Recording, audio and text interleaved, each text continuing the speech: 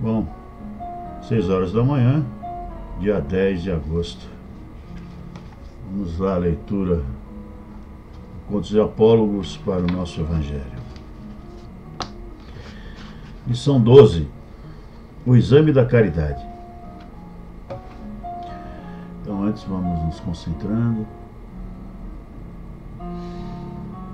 esvaziando a nossa mente, coração e ficando aqui em torno desse Evangelho, da leitura, deste momento. O exame da caridade. Em populosa cidade do Brasil, os três amigos, Ribeiro, Pires e Martins, inspirados no Espiritismo Consolador, fundaram prestigioso núcleo doutrinário exclusivamente consagrado a estudos da caridade cristã. Expressivo número de companheiros se lhes agregaram ao ideal e entidades amigas, através de médiuns devotados à causa, se revelaram simpáticas ao trabalho que se propunham desenvolver, colaborando brilhantemente para que a melhor compreensão do Evangelho reinasse no grupo. Dentre elas, salientava-se a benfeitora Custódia, que tomou a si o encargo maternal de orientar os três companheiros que haviam entrelaçado esperanças e aspirações em torno da Redentora Virtude. Irmã Custódia ensaiava as mais belas tarefas verbais na condição de iluminada instrutora. E Ribeiro Pires e Martins completavam-lhe a obra, proferindo comentários luminosos junto à comunidade acolhedora. Livros edificantes eram interpretados com inimitável brilho. A protetora invisível aos trabalhadores encarnados rejubilava-se feliz. Explicava-nos, exultante, que encontrara finalmente uma sementeira promissora que lhe dava direito à mais ampla expectativa. A caridade ali seria, a breve tempo, árvore abençoada e frondosa, resultando em fonte para sedentos, mesa farta aos famintos e refúgio calmo aos sofredores. Conferências evangélicas multiplicavam-se em admiráveis torneios oratórios. Convertera-se a casa num florilégio precioso. Cada irmão na fé, amparando-se sobretudo nas convicções dos três fundadores, incansáveis nas preleções reconfortantes, era portador de observações fraternais e convincentes. Inúmeros estudiosos visitaram, com elevo, aquele reduto iluminativo, e ao se despedirem, quase sempre tinham lágrimas copiosas ante a emoção recolhida nos discursos sublimes. Autores quais Richer, Delan e Croce, inclinados às prescrições científicas, quando lidos em semelhante parlamento do amor, soavam estranhamente, porque, no fundo, a instituição era um templo exclusivamente dedicado ao evangelismo salvador. Avizinhando-se o 10º aniversário da instalação, Custódia, benfeitora, pediu que fizesse orações comemorativas especiais. As irradiações da caridade do alto visitariam os três pilares humanos daquela obra divina e, por isso, convidava o trio a solenizar o acontecimento com palavras de louvor ao mestre dos mestres. Ribeiro, Pires e Martins exultaram de contentamento. Combinaram pronunciar 3 palestras diferentes no dia indicado. Um deles falaria sobre o tema caridade e humanidade. O segundo discorreria sobre caridade e iluminação. E o último sobre caridade e harmonia.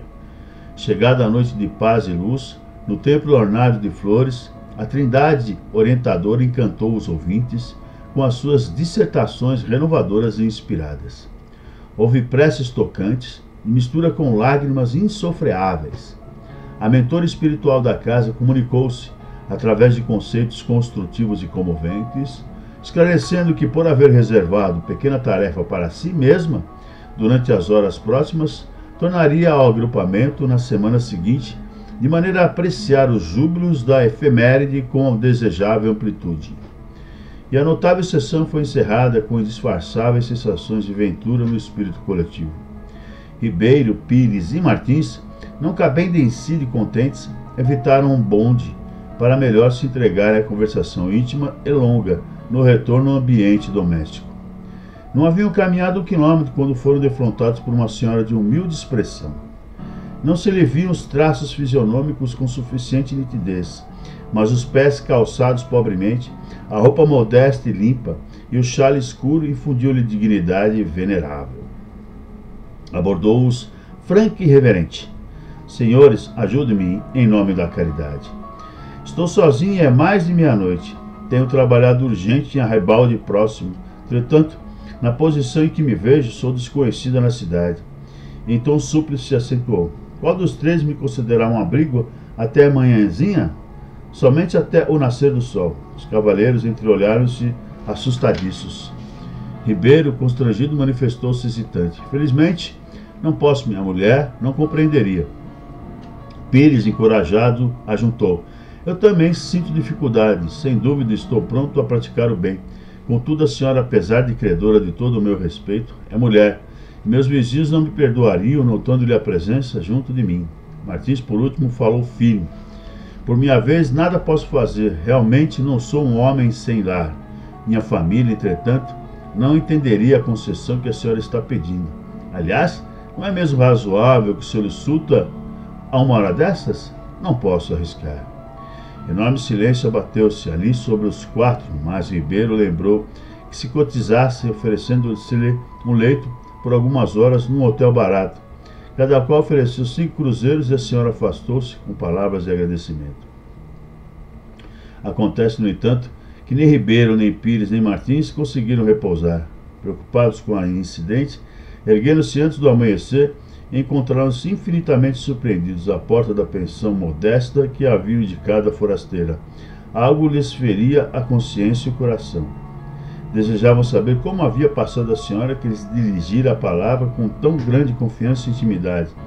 Não conseguiram, porém, a mínima notícia, até que na reunião da semana seguinte, consoante a promessa que formulara, Custódio apareceu e, muito bem-humorado através do médium, explicou ao trio assombrado. Sim, meus amigos, aquela senhora era eu mesma. Com a graça de Jesus, materializei-me em plena rua, a fim de examinar-lhes o progresso em matéria de caridade. Reparei que para vocês ainda é muito difícil abrir a porta do lar, mas se com 10 anos de estudo puderam desatar a bolsa e ceder 15 cruzeiros, senti-me muito feliz se conseguirem abrir o coração ao verdadeiro amor fraterno daqui a 100 anos. Sorriu expressivamente, embora um tanto desapontado, e rematou. O essencial, porém, é não interromperem de nenhum modo o estudo e o trabalho na direção do alto. Não há motivo para desânimo. Vamos continuar. Meu amigo Martins, Ribeiro e o Pires. Você vê como é difícil a gente abrir a porta do coração. A gente ainda tem muito medo, né? Muito receio. Dependendo da situação, a gente recua, feito um bicho acuado, né? Então a lição fica aí de alerta para todos nós em relação aos nossos medos. Então você vê, os três tinham acabado de falar sobre a caridade e no instante seguinte foram testados e claudicaram. Então você vê que entre falar e fazer há sempre uma distância considerável. Entre a teoria e a prática, sempre um caminho a ser percorrido. Então fica aí a lição para nós do Martins, Ribeiro e o Pires.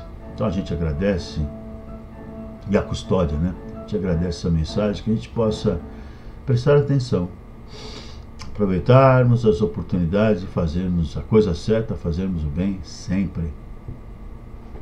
Então a gente agradece.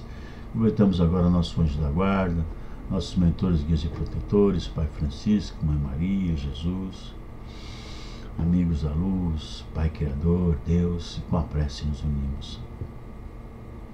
Pai nosso que estais nos céus, santificado seja o vosso nome. Venha a nós o vosso reino, seja feita a vossa vontade, assim na terra como nos céus.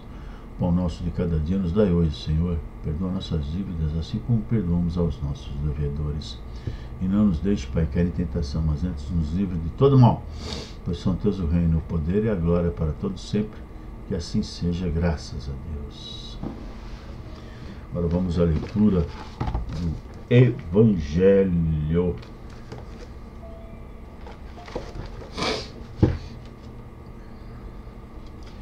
Item 6, prece. Entre parênteses, prece para o começo da reunião. Então nós somos no capítulo 28, coletânea de preces. Então agora vamos ter uma aqui, um exemplo de uma. Rogamos ao Senhor Deus Todo-Poderoso enviar-nos bons espíritos para nos assistirem, afastar aqueles que possam induzir-nos ao erro e dar-nos a luz necessária para distinguirmos a verdade da impostura.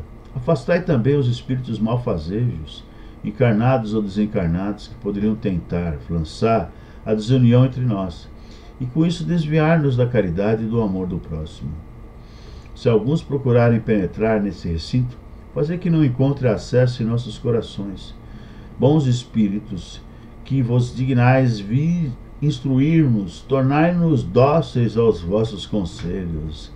Afastai-nos de todo pensamento egoísta ou de orgulho, de inveja e de ciúmes. Inspirai-nos a indulgência e a benevolência para com os nossos semelhantes, presentes ou ausentes, amigos ou inimigos. Fazei, enfim, que pelos sentimentos que nos animarem, possamos reconhecer a vossa salutar influência.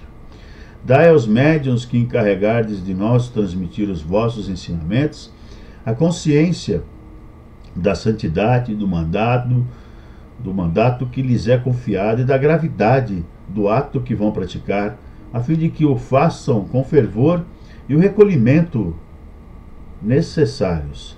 Se estiverem entre nós pessoas que foram atraídas por outros sentimentos que não o do bem, abri os seus olhos à luz e perdoai-as, como nós as perdoamos, se vierem com intenções malfazejas. Pedimos especialmente ao Espírito aí 3 pontinhos, aí você pode colocar o nome que você quer envolver, nosso guia espiritual, para nos assistir e velar por nós. Então está aqui um bom exemplo de uma prece para abertura de reunião, que pede fortalecimento, pede-nos um amparo, a luz. Embora, na minha opinião, a gente tem que aprender a sermos autônomos, reconhecermos a boa influência e a má influência, sabermos distinguir o que é bom, o que não é, qual espírito realmente é sério e qual espírito não é, como a gente vê no mundo que nos cerca. O mundo espiritual é reflexo das personalidades das pessoas que encontramos aqui. A diferença é que é muito mais sutil a coisa. A influência é muito mais sutil. Sempre no nível do pensamento, nossas ideias, nossos pensamentos e sentimentos.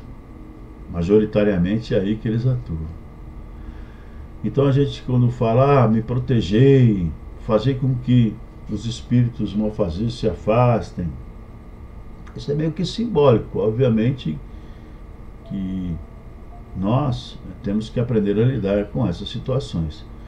É claro que se a planta, quando está no seu início da formação, é necessário que se cerque de cuidado, como muitas vezes a gente vê por aí, essas pequenas plantinhas, pequenas árvores cercadas, protegidas, para que possam se desenvolver. Assim somos nós também, mas chega um momento que não, chega um momento que a gente tem que correr por conta própria, porque assim é.